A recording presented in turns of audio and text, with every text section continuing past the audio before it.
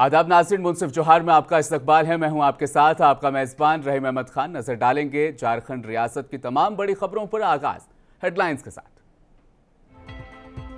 पाकुड़ से आज़मीन हज का पहला काफिला मदीना रवाना। कोलकाता से सभी जद्दा के लिए भरेंगे उड़ान।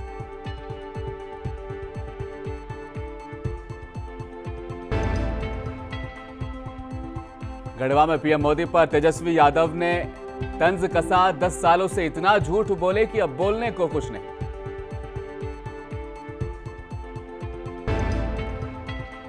तीन फेज की वोटिंग से बीजेपी के पसीने छूट रहे हैं। पीएम मोदी और बीजेपी बेचैन हैं। सुप्रियो भट्टाचार्य ने साधा निशाना।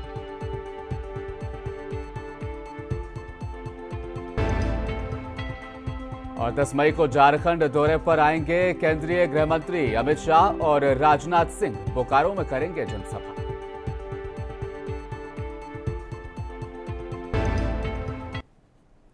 और आगाज बड़ी खबर के साथ। पाकुड़ जिले से हज यात्रियों का आज़मीन का काफिला रवाना हो चुका है। पाकुड़, हिरणपुर, लिट्टीपाड़ा के लोग बालूघाट ट्रेन से कोलकाता के लिए रवाना हो चुके हैं। कोलकाता से सभी जद्दा के लिए उड़ान भरेंगे। आपको बताते चलें कि सऊदी अरब स्थित मक्का और मदीना जाना हर साल मुसलमानों का ख्वाब होता है। हर वर्ष लाखों की तादाद में देश भर के मुसलमान वहां जाते हैं। हज पर जाने वाले आज़मीन समद अली और अन्य हाजी के परिजनों और मित्रों ने उन्हें विदाई दी। पाकुड़ रेलवे स्टेशन का एक मंजर आज सामने आया, जहां पर हज के लिए आज़मीन रवाना होते नजर आए। आपको बताते चलें, पाकुड़ रेलवे स्टेशन पर हज पर जाने वाले आज़मीन के रिश्तेदार, दोस्तों के अलावा शहर के तमाम लोग मौजूद रहे। लोगों ने हज आज़मीन से हज के दौरान देश में अमन शांति और खुशहाली की दुआ करने की भी गुजारिश की।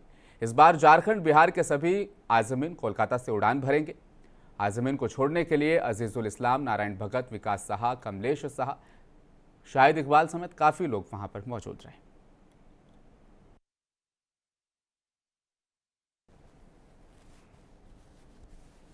झारखंड में जैसे जैसे चुनाव की तारीखें नजदीक आ रही हैं, उसी तरह चुनावी सरगर्मियां भी बढ़ती देखी जा रही। देश के कद्दावर नेताओं का लगातार दौरा जारी है और अपनी अपनी पार्टी के उम्मीदवारों के पक्ष में माहौल बनाने की कोशिश वहां पर की जा रही है। पलामू में ममता भुइया इंडिया अलायंस की उम्मीदवार है। बताते चले, आरजेडी के टिकट पर वो चुनाव लड़ रही हैं। उनके पक्ष में आज बिहार के नेता प्रतिपक्ष तेजस्वी यादव ने गढ़वा में चुनावी सभा से खिताब किया। तेजस्वी यादव ने कहा कि देश में सिर्फ झूठ बोला गया है।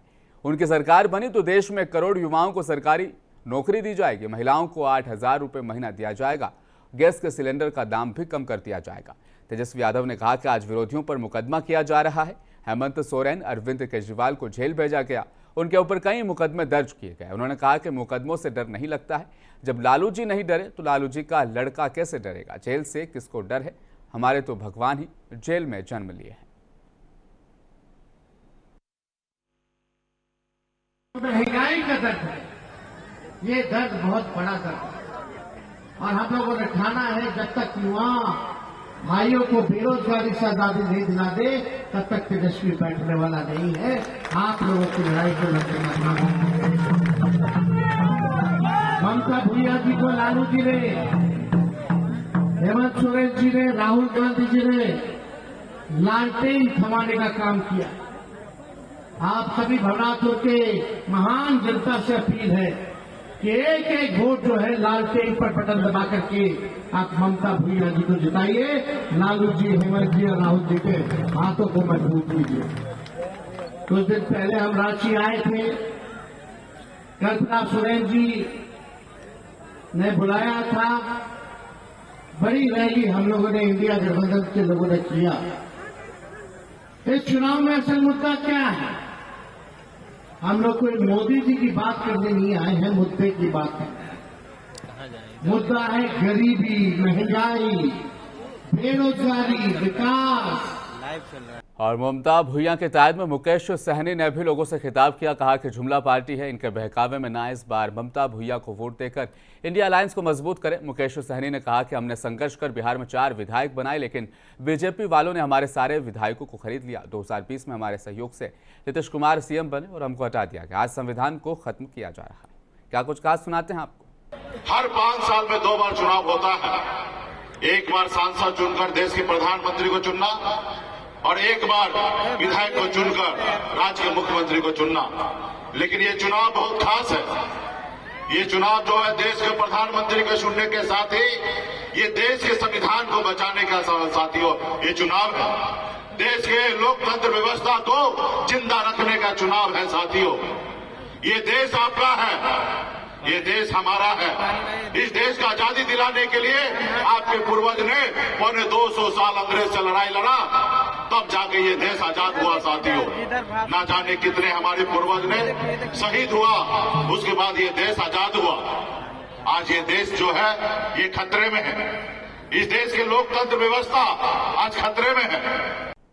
लोकसभा चुनाव को लेकर भाजपा का तूफानी दौरा भी अब झारखंड की सरजमीन पर शुरू हो चुका है। इसी को और ज्यादा तेजी देने के लिए रक्षा मंत्री राजनाथ सिंह और गृह मंत्री अमित शाह 10 मई को बोकारो तशरीफ लाएंगे। उनका बोकारो में आगमन काफी खास माना जा रहा है। स्टार प्रचारक रक्षा मंत्री राजनाथ सिंह का आगमन 10 मई को सुबह 10 बजे बोकारो में होगा, जो बीजेपी उम्मीदवार ढुल्लू महतो को ज्यादा से ज्यादा वोटों से विजय बनाने की अपील करेंगे। ये कार्यक्रम बोकारो के सेक्टर 2C दुर्गा पूजा मैदान में होगा, जिसकी तैयारियां बीजेपी अब जोरों शोर से कर रही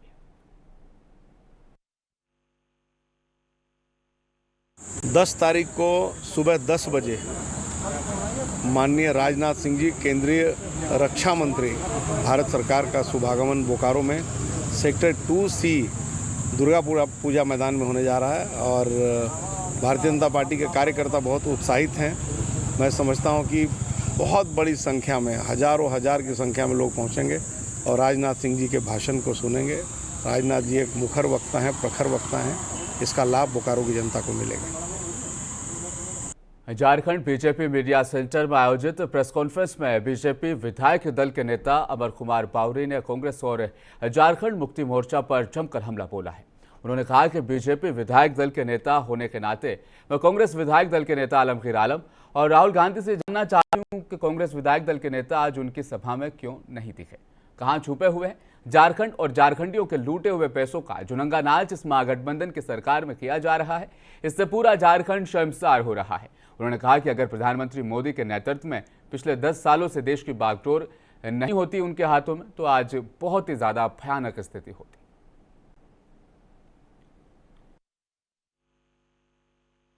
लालू यादव जी का जो भाषण आया है, जो वक्तव्य आया है, चुनाव के समय आया है कि भाई मुसलमानों को ही मिलना चाहिए, साफ दिखलाता है कि जो कांग्रेस का घोषणा पत्र है, उस घोषणा पत्र के पीछे सिर्फ कांग्रेस ही नहीं है, ये सारे अलायंस जिनके सुपड़े साफ होने वाले हैं वो उनके पीछे खड़े हैं। और खड़े होकर के सभी लोग जिस मुस्लिम तुष्टीकरण की पराकाष्ठा को पार करके और ध्रुवीकरण का जो प्रयास कर रहे हैं भारत और झारखंड मुक्ति मोर्चा के सीनियर नेता हेमलाल मुर्मू ने होटल अभिनव श्री में प्रेस कॉन्फ्रेंस की। कहा किसी भी कीमत में वोट बिगड़ने नहीं देंगे और डैमेज कंट्रोल भी किया जाएगा। लड़ाई विजय हांसदा की नहीं, देश का लोकतंत्र और संविधान बचाने की है। हेमलाल मुर्मू ने मीडिया से खिताब करते हुए कहा कि बीजेपी पूरे देश में आदिवासियों के प्रति उनका व्यवहार, अत्याचार और साथ ही नॉर्थ ईस्ट मणिपुर से लेकर मध्य प्रदेश में बीजेपी कारकुन के द्वारा पेशाब करना, ये तमाम बातें ये साबित करती हैं कि बीजेपी ने आदिवासियों के साथ सिर्फ और सिर्फ जुल्म और अत्याचार किया है।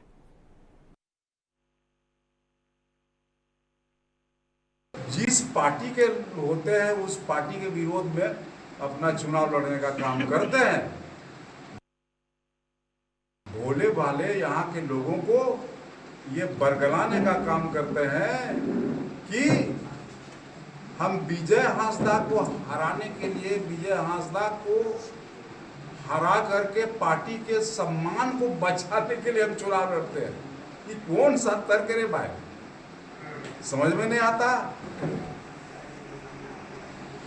तो इसलिए इनका ये नाटक है।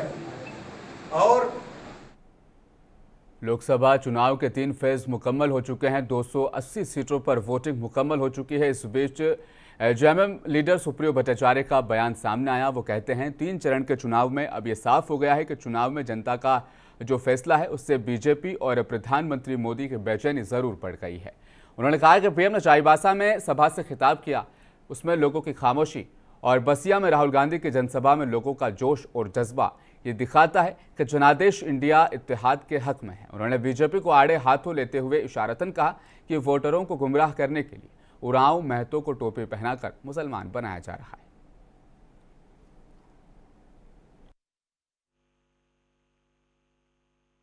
नहीं, उस पर कानून सम्मत कार्रवाई होगी और उस पर हमको लगता है कि सरकार बहुत गंभीरता से इस तरह के जो कुकृत्य है उस पर रोक लगाएगी। कहाँ देता तब थोड़ी पकड़ा था, अजीब स्थिति है। दिया होता तो खर्चा हो जाता। दुनिया में जिसने भारत को शर्मसार किया वो इस बात को कहेगा क्या? नहीं। उस जमशेदपुर कितादी ग्वालापट्टी का मामला है जहां पर सरकारी नाले पर अतिक्रमण किया जा रहा है और उस पर आवास निर्माण भी किया जा रहा है, जिसको लेकर परसूडी थाना और अंचलाधिकारी को लिखित शिकायत भी दे दी गई है। मकामी एक शख्स है अशोक कुमार यादव, उनका कहना है कि चंद्रशेखर यादव नामक शख्स के द्वारा ये काम किया जा रहा है। पहले नाला बड़ा था और गंदे पानी का इसमें बहाव होता था, अब नाले पर कब्जा करने की कोशिश की जा रही है और कब्जा करने के बाद ये नाला अब छोटा हो गया है, जिससे लोगों को भी काफ़ी दिक्कतें होती है। साथ ही नाले में अवैध तरीके से घर भी बनाया जा रहा है, जिसका विरोध हम लोग कर रहे हैं।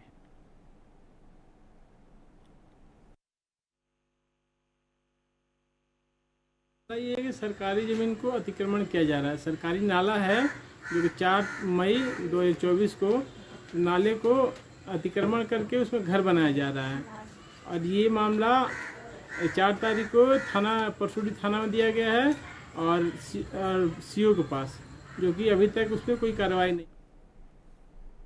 जमशेदपुर के साकची बाजार डालडा लाइन पर मौजूद करुणा एंटरप्राइजेज इलेक्ट्रिक दुकान में कल देर रात आग लग गई। आग लगने से दुकान के अंदर काफ़ी नुकसान हुआ है, काफ़ी सारा सामान जलकर खाक हो गया। आग इतनी खतरनाक थी कि बगल की एक और सोनार दुकान भी इसके चपेट में आ गई। मौके पर दमकल विभाग की गाड़ियां पहुंची और घंटों मशक्कत के बाद आग पर काबू पा लिया गया। बताते चलें कि इलाका काफ़ी भीड़ भाड़ वाला इलाका है और आग लगने से बाजार में हड़कंप मच गई। हालांकि शाम से ही शहर में बारिश हो रही थी, जिसके चलते बाजार में भीड़ कम थी और आग का फैलाव भी कम रहा। मौके पर पहुंची पुलिस के मुताबिक शॉर्ट सर्किट से आग लगी है। बाजार में आग लगी है, जिसके बाद तुरंत फायर ब्रिगेड को बुलाया गया और आग पर काबू पाया जा रहा है। कितने दुकान में लगी है? अभी तो 2 दुकान की दुकान पे दिख रहा है। कैसे आग लगी कुछ पता चलता है? बताया जा रहा है शॉर्ट सर्किट से होने से आग लगी। किनका दुकान था ये? कितने 3 दफ्तर गाड़ी आ चुकी है। आग बुझाने का प्रयास? आग पर काबू पाया जा रहा है। इलेक्ट्रॉनिक दुकान है और एक शायद सोना चांदी का दुकान है जेवरात। अच्छा। आलमी शोहरत याफ्ता मोहम्मदन स्पोर्टिंग क्लब, जिसकी बुनियाद 1891 में रखी गई। इससे पहले जुबली क्लब, क्रिसेंट क्लब और फिर हमीदिया क्लब के नाम से भी इसे जाना जाता रहा है।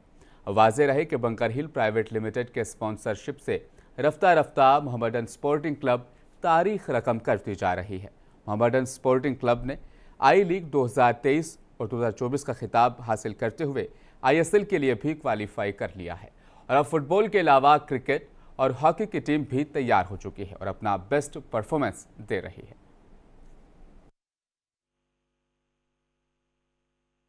ये क्लब अल्हम्दुलिल्लाह 1891 से इसका जो है बुनियाद रखा गया था। हमारे बुज़ुर्गों ने इसको हम लोगों के लिए विरासत में छोड़ा है। उस विरासत को हम लोगों का कोशिश है कि किसी तरह से उसको अच्छे ढंग से चलाएं। तो 2001 में मरहूम सुल्तान साहब ने एक टीम तैयार किया, जिसमें मुझ खाकसार को भी लिया गया और 2001 से जनाब बिलाल साहब हैं, ये हमारे AGS हैं, अभी असिस्टेंट ग्राउंड सेक्रेटरी हैं, ये फुटबॉल सेक्रेटरी हैं। दीपेंदु विश्वास ये पहले हमारे प्लेयर रह चुके हैं। 2001 में इनको हमने साइन भी करवाया था, 2002 में। ये मोहम्मदन में 7-8 साल खेले भी हैं और इंडिया के बहुत नामी ग्रामी फुटबॉलर में इनका शुमार होता है और ये TFA के प्रोडक्ट हैं। वहाँ शराब की कंपनी यहाँ की 2 बड़ी क्लब को, जैसे स्पिंगल और मोहन बगान, उसको वो लोग स्पॉन्सर कर रहे थे। हमारे प्रेसिडेंट मरहूम जनाब सुल्तान अहमद साहब, अल्लाह उनको जन्नत नसीब करे, तो उस वक्त उन्होंने एक ऐलान कर दिया था कि भाई देखिए, हम लोग कुछ भी हो जाए लेकिन किसी लीकर कंपनी को या टोबैको कंपनी को या नशे वाली किसी भी चीज़ को। हमारा स्पोर्टिंग क्रिकेट टीम जो इस साल प्रीमियर में टॉप टायर में खेल रही है। दूसरी नंबर बात ये कि हमारा टीम हॉकी टीम भी हम लोगों का है। पहले कमर साहब हॉकी सेक्रेटरी हुआ करते थे। हॉकी हम लोग 2002 के बाद से ऑफ हो गए। फिर इस साल हम लोग पार्टिसिपेट किए तो हम लोग सुपर 8 में है। आइंदा साल हम लोग स्टार्टअप में जो होगा उसमें हम लोग हमारी टीम खेलेगी। सबसे बड़ी बात है क्रिकेट CAB का जो होता है उसमें बाइजोस का क्रिकेट फर्स्ट डिवीज़न जो है क्रिकेट का, उसमें मॉडर्न स्पोर्टिंग 2 बार चैंपियन है। हम लोग लड़कियों का टीम, गर्ल्स टीम जो 2 बार चैंपियन है, जिसमें एक बार हम लोग फाइनल में लास्ट ईयर मोहन बगान को हराकर हम लोग। वहीं आपको बताते चले कोलकाता के उभरते हुए लीडर कोलकाता म्युनिसिपल कॉरपोरेशन यानी MMIC और मोहम्मदन स्पोर्टिंग क्लब के प्रेसिडेंट अमीरुद्दीन उर्फ बॉबी से मुंसिफ टीम ने खासतौर पर मुलाकात की, जिसमें उन्होंने स्पोर्ट्स, तालीम और सेहत को लेकर हुकूमत मगरबी बंगाल की जानिब से की जा रही खिदमात का भी जिक्र किया और कहा वेस्ट बंगाल में गरीबों और अक़लियतों के लिए भी खास सहूलियत फराहम की है। आइए सुनते हैं मजीद और क्या कुछ कहा। इस वक्त हम मोहम्मदन स्पोर्टिंग क्लब कोलकाता में मौजूद हैं। आपको बता दें कि गुज़िश्ता दिनों मोहम्मदन स्पोर्टिंग क्लब ने आई लीग चैम्पियन का खिताब हासिल करते हुए ISL क्वालिफाई कर लिए हैं। आपको बता दें कि इसके पीछे जितने भी ज़िम्मेदारान हैं उनका तो पूरा किरदार रहा ही है, लेकिन इनके साथ साथ जिसे नुमाया किरदार कहेंगे वो अमीरुद्दीन बॉबी साहब हैं कि आने वाले वक्त में मोहम्मदन स्पोर्टिंग क्लब को वो किस तरह देखते हैं। सबसे पहले तो मैं मोहम्मदन स्पोर्टिंग क्लब के सदाई हैं जो भी सपोर्टर है, मैं उनको मुबारकबाद देता हूं। तो अल्लाह का शुक्र है कि अल्लाह ताला ने जो है ये मुकाम, ये दिन दिखाया कि आज मोहम्मदन स्पोर्टिंग क्लब लीग भी चैम्पियन हुआ और ISL में जीत कर पार्टिसिपेट हुआ। तो सुल्तान भाई इकबाल भाई 2005 में हमें एथलेटिक्स सेक्रेटरी बनाए थे और कहे थे कि 1 लाख रुपया साल का देना होगा। उसके बाद अंजुमन मुफीदुल इस्लाम में उसी दौरान जो है हम प्रेसिडेंट सदर के हैसियत से आए। क्लास 10 पास होने के बाद हायर एजुकेशन के लिए हम लोग क्यों नहीं सोचते हैं? 10 तक पास कर देते हैं, फिर उनके लड़कियों को शादी करा देते हैं और लड़का जो है पास होके क्लास उसको छोड़ देते हैं। वो तो कोई मैकेनिक ही बनेगा या साइकिल रिक्शा चलाएगा या कहीं पियोन बनेगा, कहीं ड्राइवर बनेगा। तो वो यतीम था, यतीम ही रह गया। तो ये प्रपोज़ल हमने AGM में दिया था और आज भी रिकॉर्डेड है।